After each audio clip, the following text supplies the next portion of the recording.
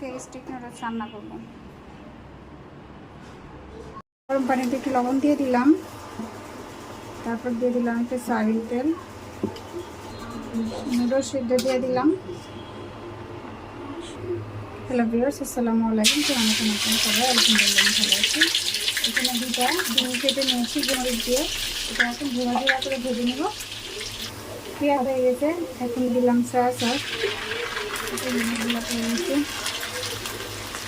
তারপরে দিলাম tomato sauce, দুইটা ম্যাগি মশলা,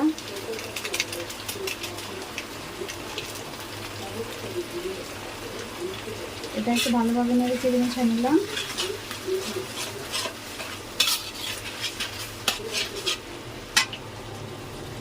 এখন দিয়ে দিলাম নুডলস, এখন মিশিয়ে নেব এটা।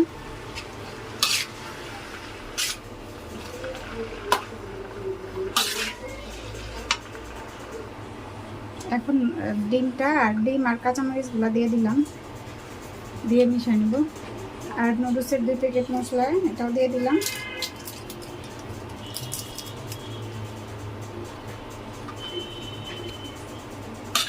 এখন এটা মিশিয়ে নেব।